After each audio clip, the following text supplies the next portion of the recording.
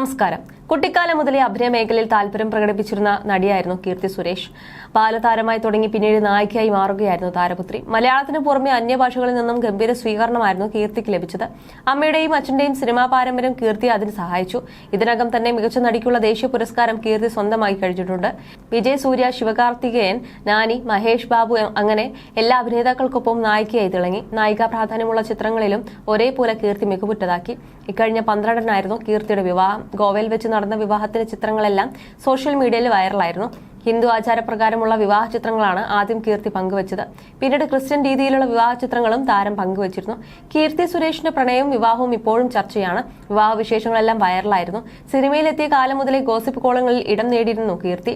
പ്രണയത്തെക്കുറിച്ച് അറിയാമായിരുന്നിട്ടും അടുപ്പമുള്ളവരാരും അത് തുറന്നു പറഞ്ഞിരുന്നില്ല എന്ന് മാത്രവുമല്ല, കീർത്തിയുടെ സന്തോഷങ്ങൾ പങ്കുചേരാനായി ഓടിയെത്തുകയും ചെയ്തിരുന്നു. വിവാഹം കഴിഞ്ഞ് ദിവസങ്ങളായെങ്കിലും ഇപ്പോഴും പോസ്റ്റുകളും വീഡിയോകളും വൈറലാണ്. ഇപ്പോഴിതാ വൈറലാവുന്നത് കല്യാണി പ്രിയദർശന്റെ പോസ്റ്റാണ്. പ്രണയത്തെക്കുറിച്ച് അറിയാമായിരുന്നിട്ടും അടുപ്പമുള്ളവരാരും അത് തുറന്നു പറഞ്ഞിരുന്നില്ല എന്ന് മാത്രമല്ല, കീർത്തിയുടെ സന്തോഷങ്ങൾ പങ്കുചേരാനായി ഓടിയെത്തുകയും ചെയ്തിരുന്നു. വിവാഹം കഴിഞ്ഞ ദിവസങ്ങളായെങ്കിലും ഇപ്പോഴും പോസ്റ്റുകളും വീഡിയോകളും വൈറലാണ്. സൗഹൃദത്തിന് വളരെയധികം പ്രാധാന്യം കൊടുക്കുന്ന വ്യക്തിയാണ് സുരേഷ് കുമാർ. സുഹൃത്തുക്കൾക്ക് വേണ്ടി എന്ത് ത്യാഗവും ചെയ്യാൻ തയ്യാറാവുന്ന പ്രകൃതമാണ് അദ്ദേഹത്തിന്റേത്. അവരുടെ കാര്യങ്ങൾക്ക് അങ്ങേയറ്റത്തെ പ്രാധാന്യം കൊടുക്കാറുണ്ട്.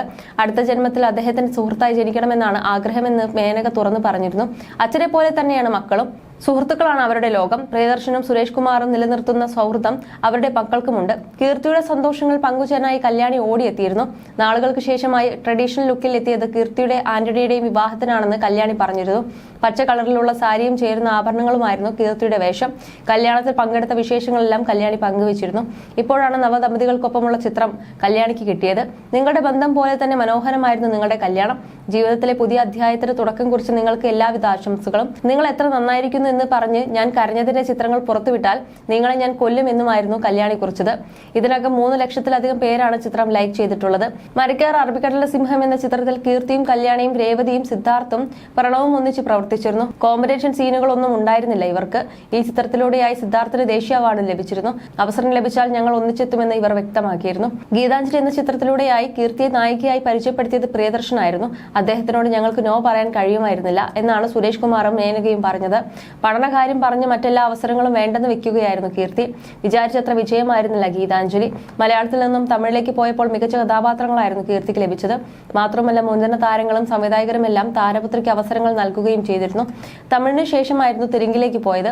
മികച്ച നടിക്കുള്ള ദേശീയ പുരസ്കാരമായിരുന്നു പിന്നീട് താരപുത്രിക്ക് ലഭിച്ചത്. മഹാനടിയിലൂടെയായിരുന്നു ഈ നേട്ടം. അഭിനയം പോരെന്നുള്ള വിലയിരുത്തലുകളെല്ലാം അസ്ഥാനത്തായി മാറുകയായിരുന്നു. വിവാഹശേഷവും സിനിമയിൽ സജീവമായിരിക്കും കീർത്തി എന്നുള്ള വിവരങ്ങളാണ് പുറത്തു വന്നിട്ടുള്ളത്.